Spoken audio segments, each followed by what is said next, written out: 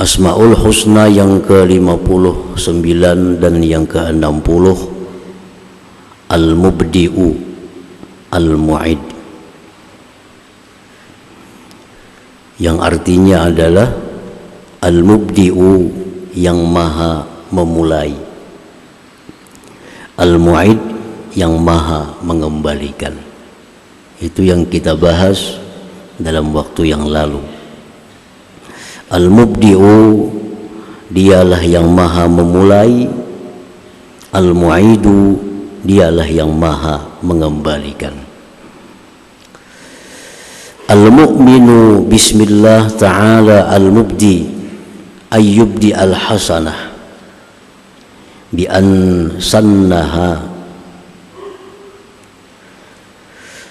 Orang yang sudah beriman, percaya dengan nama Allah Al-Mubdi, artinya dia yakin, percaya bahwa Allah itu maha memulai segala sesuatu,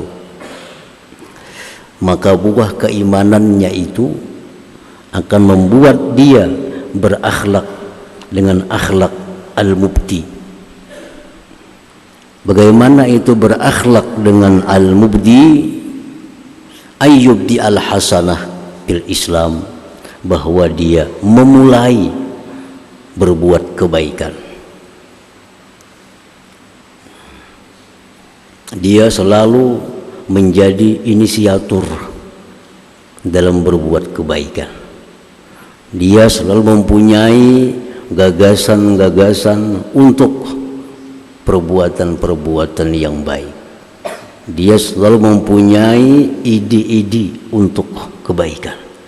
Nah, itu merupakan buah dari keimanannya kepada nama Allah Al-Mubdi yang maha memulai itu. Para muhibbin rahimakumullah, di zaman Rasulullah sallallahu alaihi wasallam, waktu beliau bersama dengan para sahabat, tiba-tiba datang sekelompok orang dari kabilah Mudhar. Mereka datang dalam keadaan cumbang-camping, dalam keadaan lapar, dalam keadaan susah. Datang rombongan ini kepada Rasulullah sallallahu alaihi wasallam yang waktu itu bersama-sama sahabatnya. Rasulullah sallallahu alaihi wasallam melihat ini mereka yang datang dalam keadaan susah payah, dalam keadaan lapar, pakaian yang serba cumbang-camping. Rasulullah marah kepada para sahabat yang di sekeliling beliau itu, karena tidak ada seorang pun di antara mereka sahabat Nabi ini yang berpikir untuk memberi bantuan kepada mereka yang datang. Padahal yang datang ini adalah sekelompok orang yang sedang dalam kesusahan. Nah, kemudian berapa saat datang sahabat Rasulullah sallallahu alaihi wasallam membawa bantuan, membawa gandum, diberikan kepada mereka yang sedang kesusahan tadi. Setelah sahabat-sahabat lain melihat ada seorang sahabat yang membantu, maka sahabat lain pun ikut serta membantu orang yang kesusahan tadi. Nah, inilah yang dimaksud bahwa orang yang datang pertama tadi dialah yang memulai untuk membantu orang yang kesusahan, akhirnya diikuti oleh sahabat-sahabat yang lain. Kemudian Rasulullah sallallahu alaihi wasallam bersabda, "Man sanna sunnatan hasanah kana lahu ajruha wa ajru man amila min ba'dih la yanqusu dzalik min ujurihim syai'a." Lalu Nabi bersabda, ujar Nabi, barang siapa yang memulai satu pekerjaan baik, maka bagi dia dapat pahalanya dan pahala orang-orang yang mengikuti perbuatannya itu. tanpa ada mengurangi sedikit pun dari pahala mereka itu. Nah, para muhibbin rahimakumullah, jadi kita berbuat satu kebaikan dicontoh oleh orang lain, nah, kita akan dapat pahala satu sebagai yang melakukan kebaikan, dan kita dapat pahala seberapa banyak orang yang mengikuti kebaikan yang kita kerjakan itu tanpa mengurangi pahala mereka sedikit jua pun. Nah, jadi keimanan kepada Al-Mubdi ini menuntut kita untuk selalu memulai dalam perbuatan-perbuatan baik, untuk selalu menggagas perbuatan-perbuatan baik, sehingga perbuatan baik itu menjadi ikutan oleh mereka-mereka yang belum terbuka hatinya untuk melakukan kebaikan itu. Nah, para muhibbin rahimakumullah, di zaman dahulu, di zaman Rasulullah sallallahu alaihi wasallam, tidak ada sembahyang tarawih. Tidak ada. Ada sempat beberapa malam Nabi sembahyang di Masjid Nabawi, diikuti oleh para sahabat, hampir penuh masjid. Nabi kita berhenti. Nah, kada keluar lagi.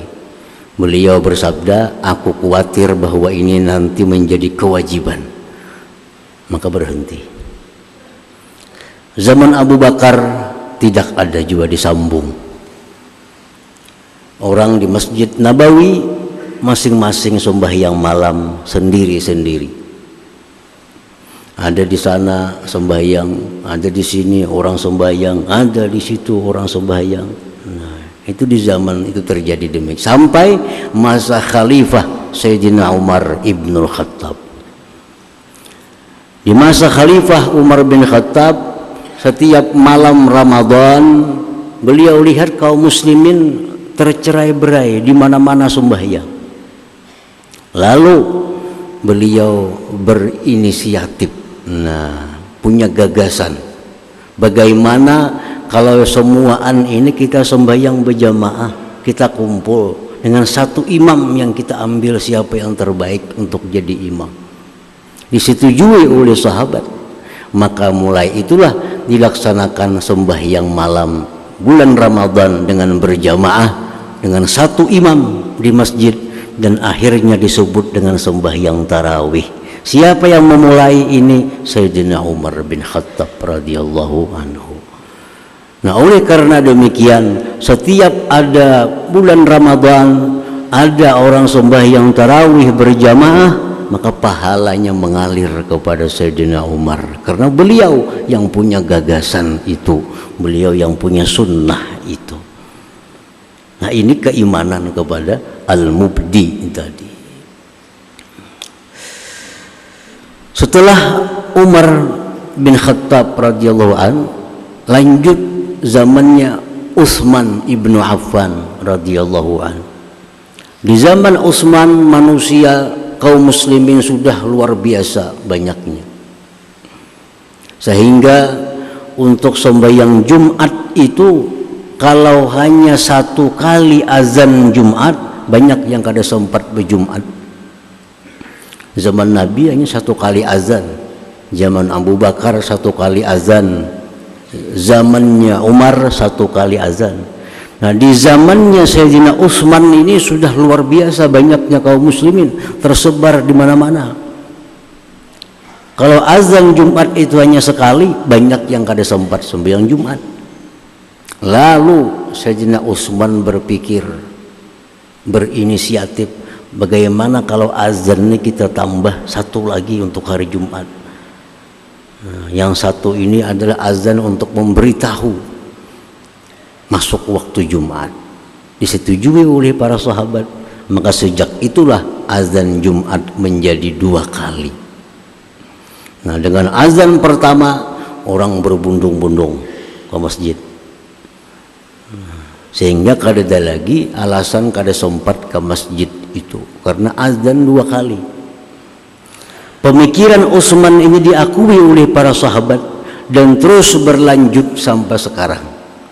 Setiap kali azan Jumat 2 kali, maka Sayyidina Utsman bin Affan mendapat pahala yang mengalir kepada beliau, karena beliau orang yang memulai melaksanakan azan 2 kali di hari Jumat itu. Nah, para muhibbin rahimakumullah, sangat banyak contoh-contoh orang yang memulai gagasan, memulai inisiatif untuk melaksanakan satu kebaikan, diikuti oleh orang, akhirnya pahalanya menjadi berlipat ganda kepada orang yang memulai perbuatan baik itu. Misal di kampung kita, di kampung kita ini sunyi, langgar masjid, tapi ada yang berjamaahnya. Apalagi subuh, kaum aja sekong, ya bang, ya kamat, ya imam, semuaan sidin rangkap. Kalau kita satu keluarga di rumah, kita ajak anak kita, bini kita, yuk kita ke masjid, kita ke langgar subuh, tolakan kita ke langgar, bertiga berenak nih, berempat lawan kaum sekong. Nah, esok kena subuh kayak itu pulang. Akhirnya orang sebelah rumah melihat, bila ada subuh orang ke masjid berjamaah, nah turun juga nang sebuah rumah, turun pulang nang sebuah rumah sana, turun lagi yang sebuah rumah sana. Nah, pahala semuaan itu siapa keluarga pertama yang memulai tadi, itulah pahala yang paling banyak mendapatkan pahalanya, karena dialah orang yang memulai perbuatan kebaikan di kampung tadi, di kantor, di sekolahan, bini-bini pina kadada yang memakai pakaian Islam. Di kantor kadada bini-bini yang berjilbab. Nah, ini mesti dipikir, harus kumulai. Atau kita punya bini, kita suruh bini kita mulai di kantor tuh memakai pakaian Islam.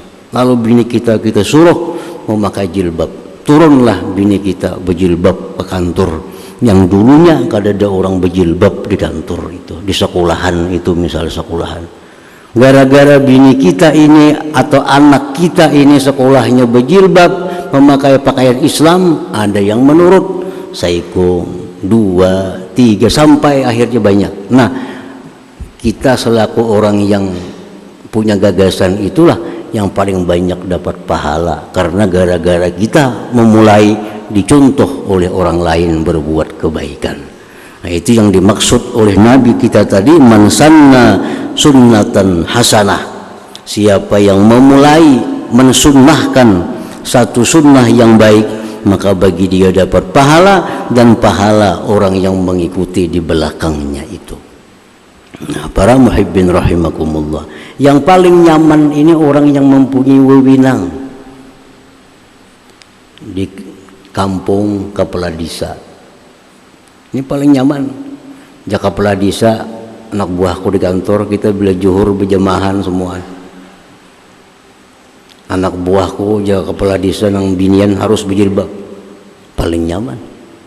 Maka di kantor kepala desa itu zuhur berjamaah. Gara-gara pembakal ini mulai nyuruh tadi. Nah, ini pembakal ini dapat pahala saling banyakan. Apalagi tak camat. Camat maulah peraturan camat kita di kecamatan ini bila zuhur semuaan PNS di sini sembahyang berjamaah. Ya menurut saja anak buah itu, bila camatnya menghulukan baik semuaan, bila camatnya rusak semuaan juga. Camatnya menghulukan berjamaahan, lalu berjamaahan. Nah, di kantor camat di berjamaahan sembahyang zuhur.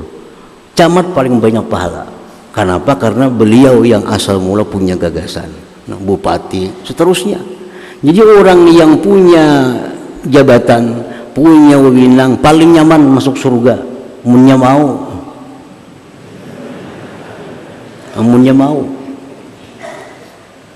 Apa? Kalau udah ngalihnya, siapa nawani? Walaupun kalau sudah pakai surat, pakai lisan aja, jar bupati, tiap zuhur kita berjamaah semuaan. Nah, samuan turun berjamaah. Nah, maka paling ganal pahalanya bupati tadi. Nah, kalau kita beriman kepada nama Allah Al-Mubdi yang maha memulai, maka ini terlaksana.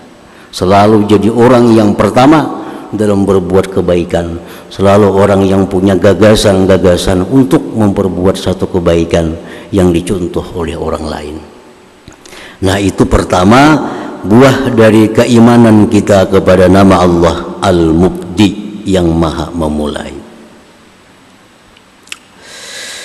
Wa yatazakkara bidayata khalqih kaifa bada Allahu bi khalqih min tinin summa min nutfah kharajat min sabili najasin wa dakhalat fi sabili najas kaila yatakabbar. Yang kedua, kalau kita beriman bahwa Allah itu maha memulai, maka iman kita kepada nama Allah yang maha memulai itu mendorong kita untuk mengingat awal permulaan kejadian kita. Kita ini asal kadada. Nah, dimulai oleh Allah menciptakan kita lalu ada. Nah, kita disuruh untuk mengingat bagaimana awal pertama Allah menciptakan manusia dari tanah. Dari tanah. Summa min nutfah, kemudian dari setitis air mani, nutfah.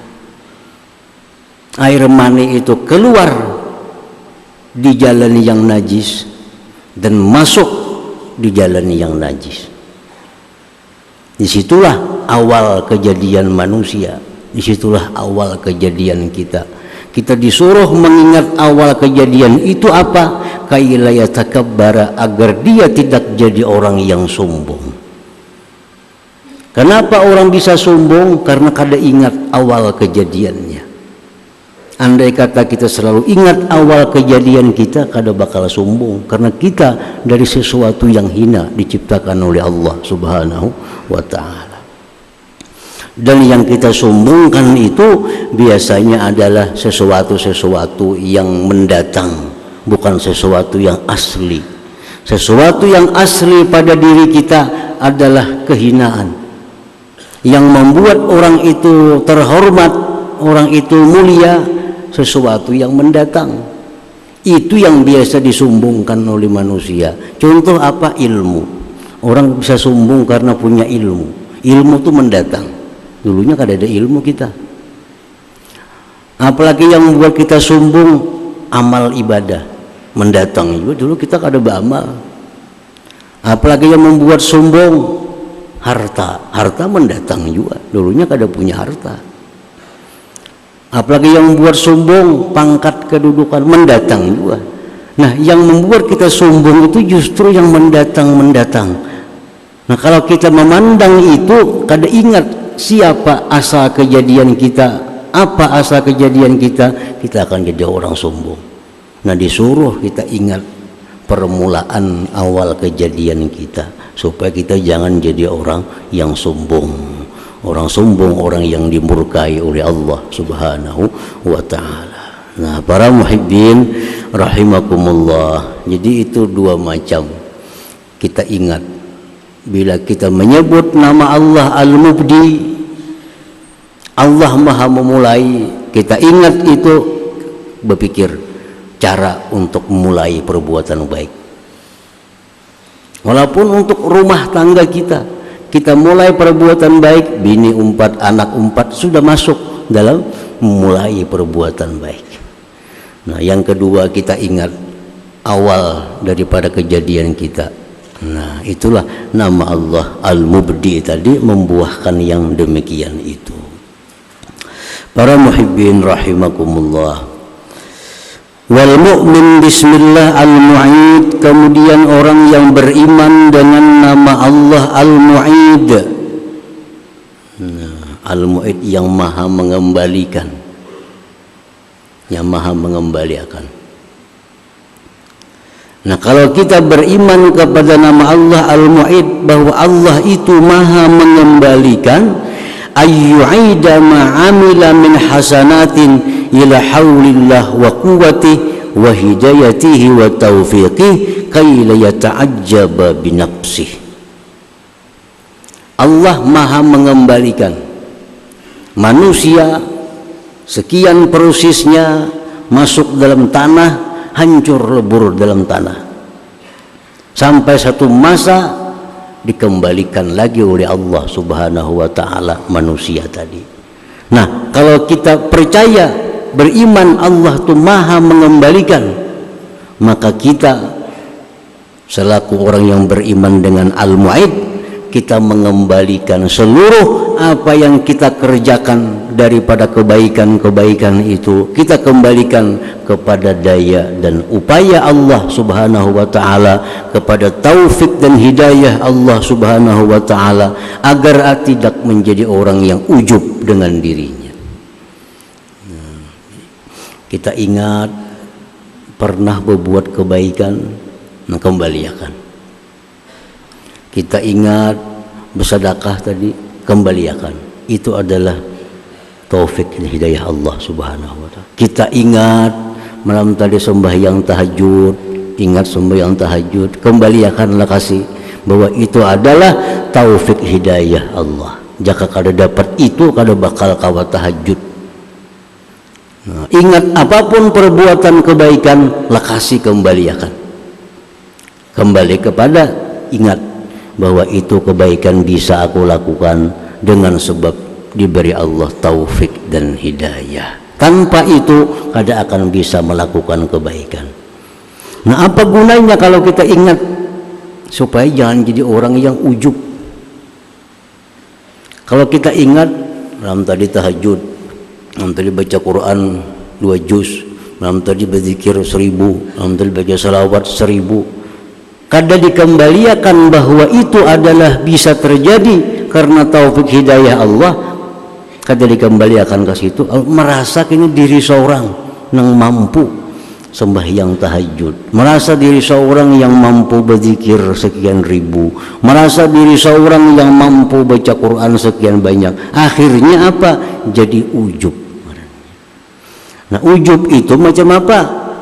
Ujub itu jar para ulama, syuhudul ibadah sadiratan minan nafsi. Ujub itu melihat ibadah timbul dari dirinya tanpa mengembalikan kepada Allah Subhanahu wa ta'ala. Itu ujub. Melihat bahari membangun apakah dalam hati, mulahanku bahari ini. Nah, kada ingat lagi, musiknya kasih kembalikan. Itu ada taufik hidayah Allah. Melihat ada perbuatan baik apa yang dilakukan, ingat, nah kasih kembalikan bahwa ini adalah taufik hidayah Allah, supaya jangan jadi orang yang ujub, supaya jangan merasa dia mampu untuk berbuat baik. Padahal manusia kada akan bisa berbuat baik sekecil apapun kalau kada dapat taufik dan hidayah Allah Subhanahu wa ta'ala. Nah, para muhibbin rahimakumullah, li'anna al-ujuba ahadun mubtilat, karena itu ujub merupakan salah satu yang membatalkan sawabil hasanat, pahala kebaikan. Dengan ujub itu bisa hilang pahala kebaikan yang diperbuat, sekurang-kurangnya berkurang. Ada ulama yang mengatakan ujub itu menghilangkan pahala, ada yang mengatakan ujub menghilangkan lipat ganda pahala. Artinya dengan ujub itu pahala kita berkurang kalau kada habis. Jadilah kasih ingat, kembalikan. Nah, ini kalau kita ingat nama Allah Al-Mu'id, Allah mengembalikan pada sampai masanya dikembalikan Allah, maka kita pun mengembalikan juga segala amal kebaikan kita kepada taufik hidayah Allah. Itu kita bisa ingat, semalam aku baca Quran 2 juz. Nah, kasih kembalikan itu bahwa itu adalah taufik Allah, hidayah Allah. Semalam aku bersedekah 1 juta. Ingatlah kasih bulikakan bahwa itu adalah taufik hidayah Allah Subhanahu, supaya jangan jadi orang yang ujub. Karena ujub ini bahayanya mengurangi atau bahkan bisa menggugurkan pahala kebaikan yang telah diperbuat itu. Wa minhu yatawalladul idlal wal kibru. Dari ujub itulah lahirnya idlal. Nah, idlal ini akibat ujub, akibat merasa aku sembahyang, aku tadi puasa, aku tadi baca Quran, aku tadi sudah berzikir 1000, kata dikembalikan kepada Allah. Ini ujub membawa kepada idlal. Apa itu idlal? Merasa punya pangkat di sisi Allah Subhanahu wa ta'ala. Merasa punya pangkat. Karena merasa banyak beribadah, kada dianggap ini daya upaya Allah, kada dianggap taufik Allah, akhirnya merasa punya kedudukan di sisi Allah. Merasa punya kedudukan di sisi Allah. Nah, orang yang merasa punya kedudukan di sisi Allah ini bahayanya kalau dia berdoa kepada Allah, doanya kada kabul, ini merasa aneh. Aku aneh, berapa kali berdoa kada kabul-kabul, padahal tahajud tiap malam, baca Quran tiap ini. Nah, itu idlal. Ada orang demikian, rasa aneh, inya tuh kada ditolong oleh Allah. Inya rasa aneh bahwa inya itu kada diijabah oleh Allah, padahal selama ini asa baik lawan Tuhan, asa berjalan yang bujur, di jalan yang lurus. Begitu berdoa kepada Allah kada kabul, hiran inya.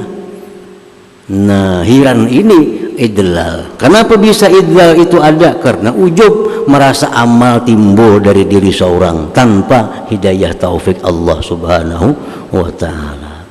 Nah, jadi para muhibbin rahimakumullah, begitu kita ingat amal kebaikan yang kita perbuat di masa lampau, cepatlah yu'ida, kembalikan supaya jangan jadi ujub. Kembalikan, itu adalah taufik hidayah dari Allah Subhanahu wa ta'ala. Nah, itu yang pertama, buah keimanan kepada Al-Mu'id, mengembalikan segala amal yang baik yang diperbuat kepada taufik hidayah Allah. Yang kedua, wa ayyukinallah sayu'iduhu ba'da fana'ihi liyaumil hisab wal jaza wa ayyasta'idda lidzalik. Kita percaya Allah Maha mengembalikan, yakin itu Allah mengembalikan, maka hendaklah kita bersedia, bersiap-siap untuk persiapan hari pembalasan, hari hisab oleh Allah Subhanahu wa ta'ala.